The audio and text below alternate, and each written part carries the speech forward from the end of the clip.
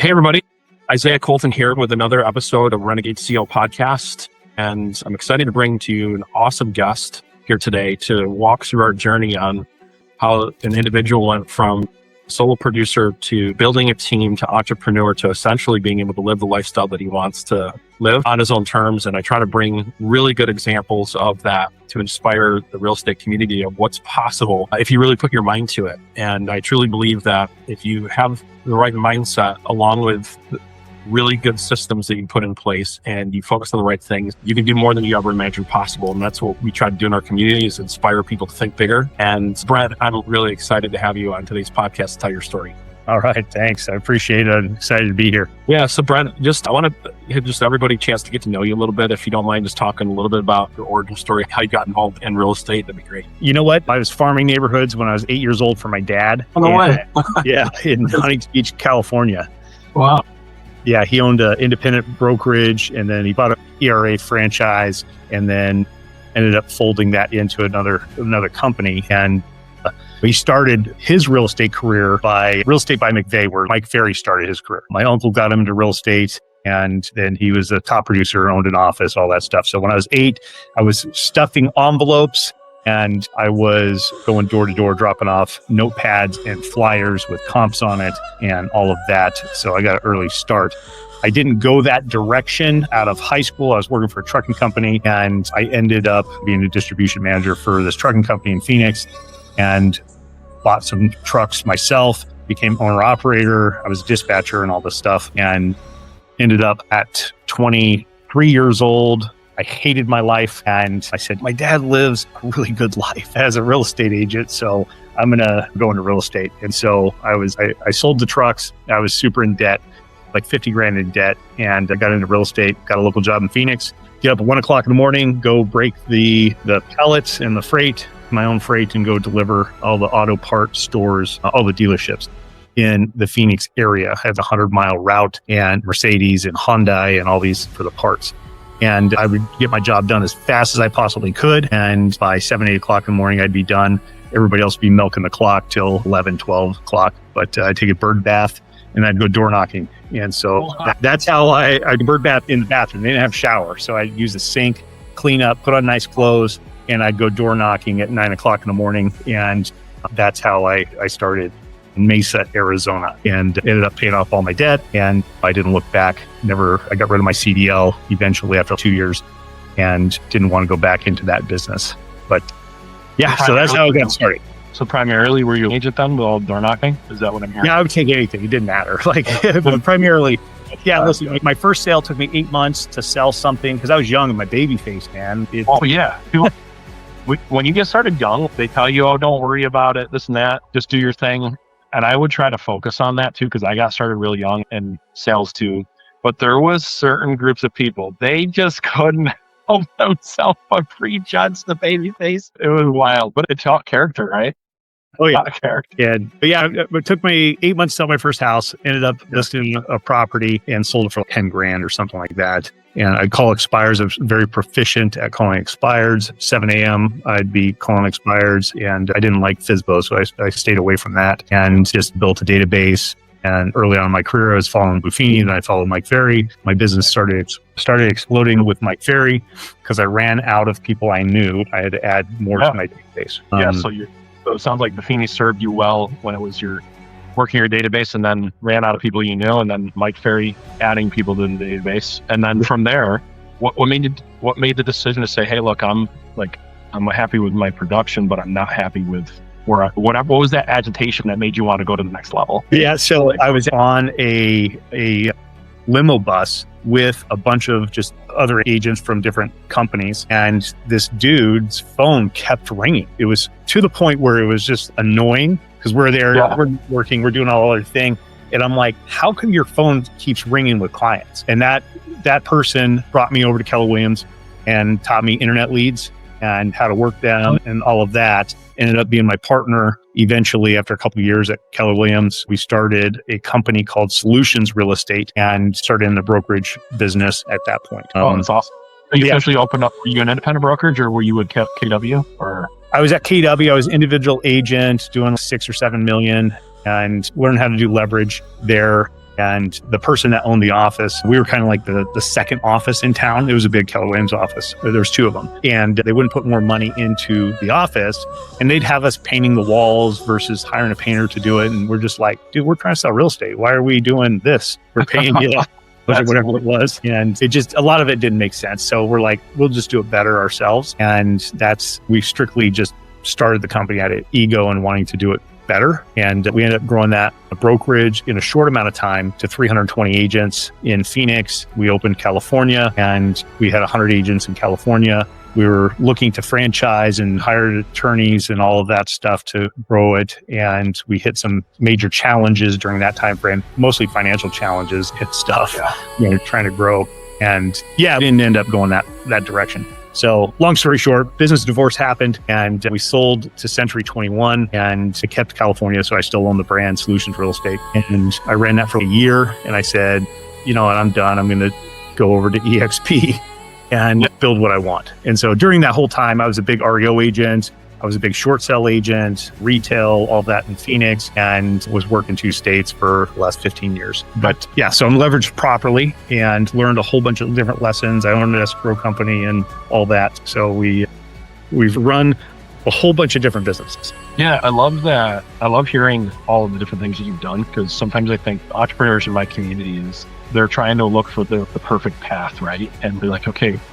And one of my favorite graphs on entrepreneurship is where it has the straight line, and that's the plan, right? It's the straight line. And then there's the entrepreneur, and it's like this giant squiggle.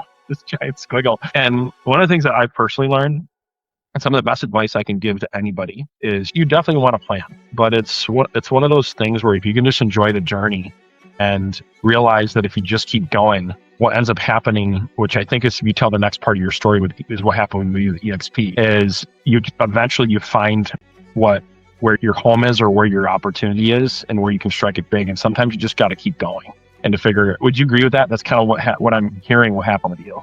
Yeah, I'm not talented. I just don't quit, right? Like vision in my head of like what I want my life to look like. And I'm willing to put in the work to do that at all costs.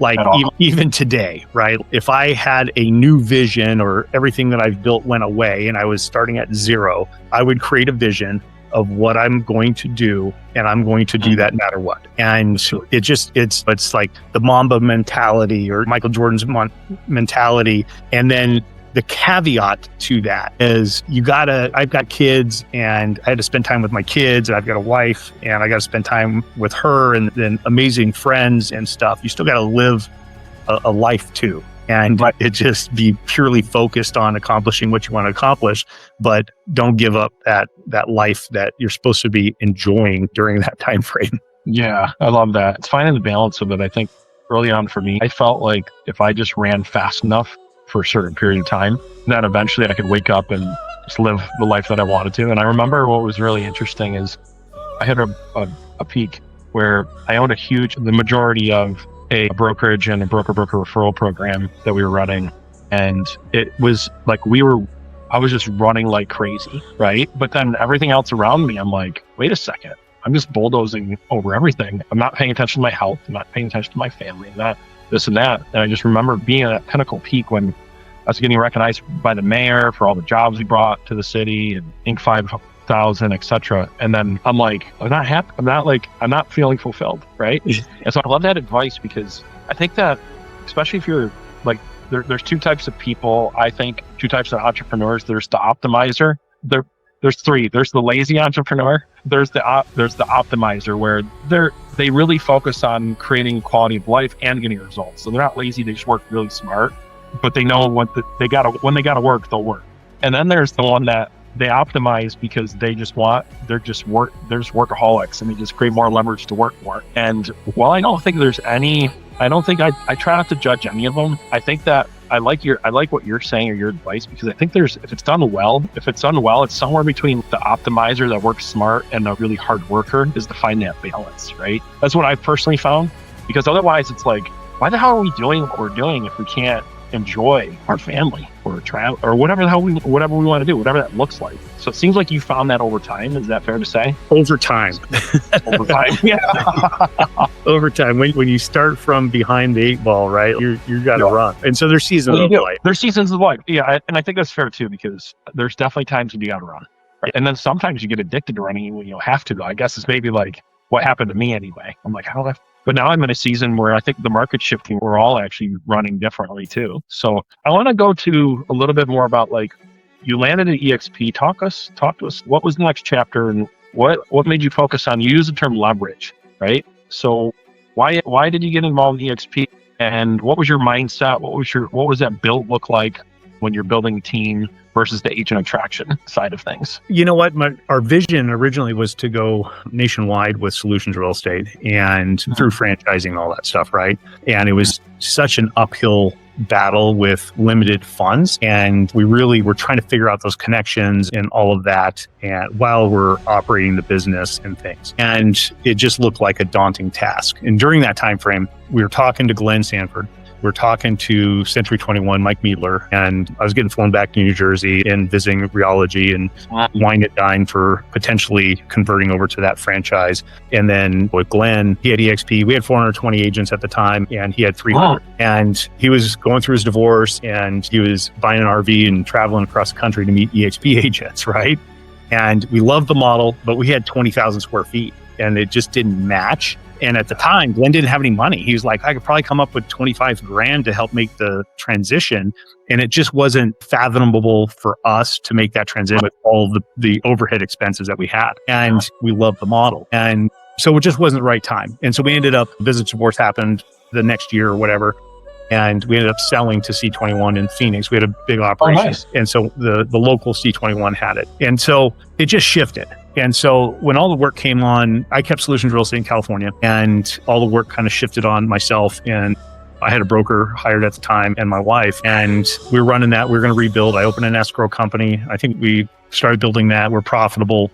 And it just, the amount of work that goes into owning a small little brokerage, even with escrow, it's a tremendous amount of work. I'd rather just sell real estate. And at the end of the day, I ended up at an EXP event. I had no desire to join whatsoever at that point. And I would just go and hang out with some friends. And then one of my agents called me and said, hey, I need a better deal. I said, okay, well, you're not using my escrow company. Use my escrow company, and I'll give you this deal, and I'll just make money on that side. And he said, okay, that sounds pretty good. I'll get back to you. And I hung up that phone. It was the best deal I ever gave anybody. I hung up that phone, and it was like my life flashed before my eyes. And I said, you know what? I'm done. I said, sign me up. And so I texted, I said, hey, I just joined EXP. You can have Solutions Real Estate. I'm done. And she goes, and I go, no, I'm done. Decision's made. She's like, we'll talk about it when you get home. And so my mind was made up. And so I emailed all my agents, said, hey, I just joined EXP. You should look at the Model Explain, Brent Gold's Model Explain video. And this is what I'm going to go do. You guys should all come with me, and let's build an organization and get paid rev share, because I was after the freedom and the lifestyle. And I'm telling you this story is because I had to leave a good thing for a great thing, for my vision, right? So there's a lot of people that are going to watch this podcast, and they might have a good thing going. I was profitable. I had 40 agents at that time, from 420 down to 40, right? But I still kept my brand, and I opened an escrow company. I'm making money this way. Things are on up and up. And it takes a lot of self-reflection and a lot of betting on yourself to leave the good for the great. And if you guys have ever read that book, Good to Great, it's probably something you should read. But I'm always betting on myself and what I can accomplish. And it's not that I'm talented. It's just, I'm just not going to give up. I'm tenacious, right? And I owe it to myself. I owe it to my family to do what I think is best to create the lifestyle that we want. And so that's how I joined EXP. And it wasn't planned. And so I'm meeting with people this week that are trying to plan the perfect business model, that how can I be successful if I come over there to build a revenue share arm and all of this. And they're interviewing 15,000 different people and all that stuff. And some of this stuff you can't plan. You just have to have it in your heart and in your mind that you're going to make it somehow, some way. And that's okay, right? And you got to be willing to give up the good. And so it probably took me about a year to get back up to 40, 50, 60 agents, something like that. I don't remember. I have it written down somewhere. And the revenue standpoint was started to become more than what the brokerage was offering. And I said, after a year, I told my wife, let's shut it down. And they either come with us over at EXP or they go away. And so net, I only netted 8 agents at the time. And that was after a year. Zero agents came with me until a year after. Because they thought I was just testing the water and I would probably come back and all that stuff. And I'm not doing that. My personality is when I'm done. And I'm moving forward. Decision, decision. Right. And so burn the boats, right? And so we didn't look back. And I try to partner with the right people that are more talented than I am in some way, shape, or form. And I'm very good at seeing gaps in people's businesses or life or whatever that I'm not afraid to, speak about it. Yeah. And hey, let's talk about this. And so that's probably my other talent if I had a talent, but I think it served me well in multiple ways. And so every day I get up, even to this day, is like, how can I serve people and how can I make them better? And I'm not thinking about what I can get out of the relationship or what can I get out of them if they come over to the company or if they can come onto my team. I'm like, hey, how can I make them better? How can we work as a team? Because they've got skills and talents that I probably don't have. Maybe they have time. Maybe they have care, right? There's some phenomenal people that just have this motherly instinct that they put love and care into everything that they do. And maybe they do 5 deals a year, but your team's going to be better by having them on the team. And so I look at just talents differently. It's not all go. And I don't have to be around all driver personality, top performing personalities that just want to go kill everything and all that stuff. I think the diversity is really important to build a lasting organization. And then to this day, we're still recruiting and all that stuff and doing agent attraction and attracting agents. And we're leading people to be better. And that's not just in business, but in their personal lives. And so that has brought... I love that. Go ahead. Yeah, so that's brought 1,900 agents into our organization over the last 8 years and different markets and challenges throughout that whole time frame. And we're pretty blessed to be in that position. That's awesome, man. Congratulations. And I think it's a great story for anyone to hear, because if you look at any successful entrepreneur, I don't care who they are, they've been in business for more than 5-10 years. There's a trail behind them of all the things that happened leading up to that. I just think it's so important for people to recognize and understand that, to give people hope. And I have a lot of listeners right now, as they're at a crossroads, they got to do something different. Maybe it's a different model. It's maybe they have to do real estate different because everything's easy. They're trying to figure out their next move. And I really want to encourage everyone to hear what Brent said about sometimes you have to give up what's good or what you're used to go to something better or what's great. And it's just really good. It's really good wisdom. If somebody's at a crossroads right now, I'd like to talk about decision-making a little bit.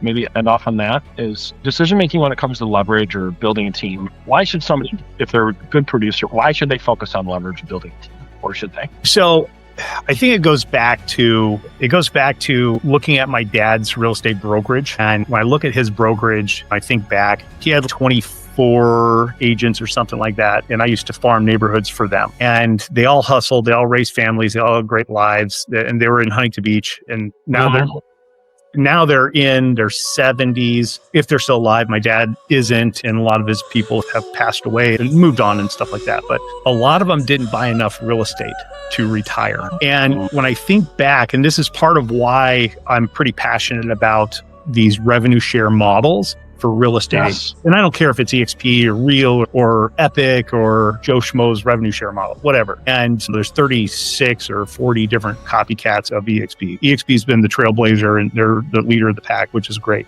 But I don't care what it is. I think most agents need another pillar of revenue that they don't have to depend on themselves. And so, and that brings back to like why Glenn started this business in the revenue share model, because agents would get into, they'd have a peak, they'd sell a bunch of real estate, they make a lot of money, then they go on vacation.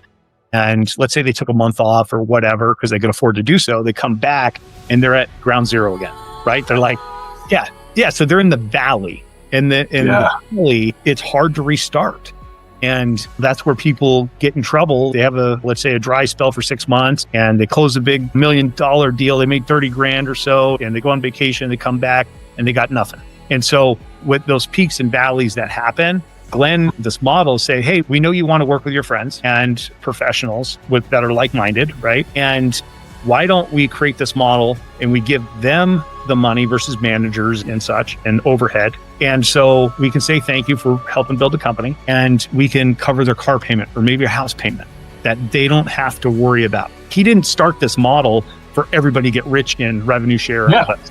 He started the model so people can get their house payment made or their car payment made and take the stress off of their family so they can go make the baseball games. If you think of all of these revenue share models and say, wait a minute here, I love being a real estate agent. I'm really good at what I do. And if I could just get an extra $3,000 or $4,000 a month, maybe it's $1,000 a month and I don't have to worry about my car payment.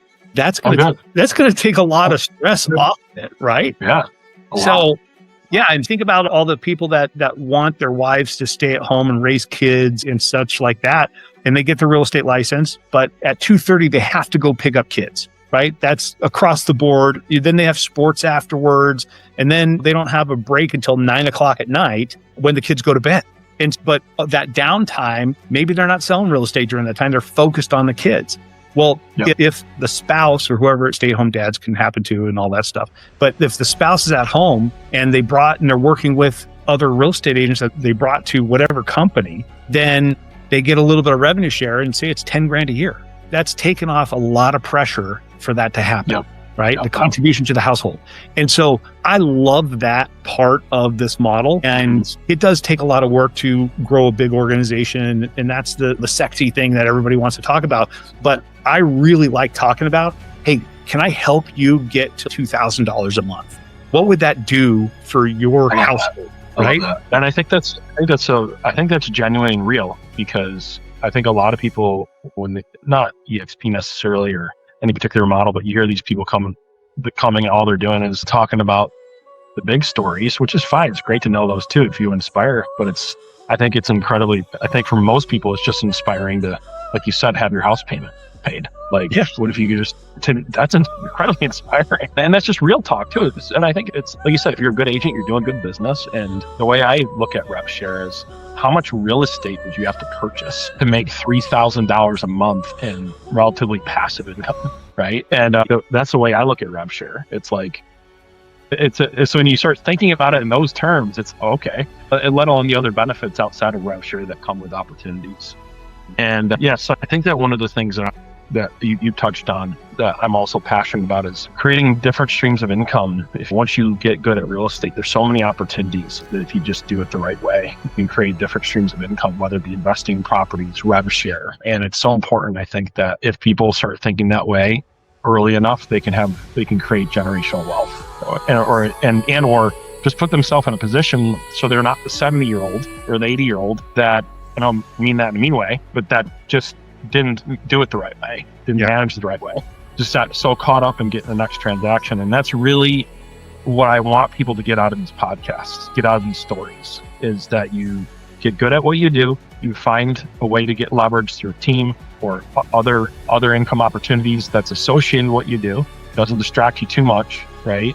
Then you choose to figure out what your next pathway is to get leverage through either multiple streams of income, rev share, building a team, whatever it be. And I hope that Brent's story inspired a whole bunch of people listening to this, because trying to figure that out isn't always pretty. But guess what? It's not always pretty having to get up every day and go hunt down the next listing for the rest of your life either. So there's a ton of podcasts out there talking about choose your hard, right? And that's why I choose to live my life, is no matter what we're going to do, there's always going to be hard things, right? Yeah. I'd rather do hard things that have a chance to create a lifestyle that I want than do hard things that's just going to give me someplace short-term, but no long-term incentive or initiative. And so I really want to thank you, Brent, for coming on to this podcast. I know it's going to inspire a lot of people, and I'm looking forward to maybe doing a round two down the road with you. And we're going to do some fun stuff together. So maybe the round two can be more about agent attraction. Once we get an agent attraction system kind of dialed in with some of the things that you and I are going to be doing, and look forward to a part two, so we can talk about some of the fun that we're having with agent attraction. So yeah, sounds great. Awesome. Sounds great. Awesome, man. Thanks for joining. And everyone, if you would like this YouTube channel, we are watching it, and please share this with somebody that can be inspired by Brent's story, and we'll see you next time.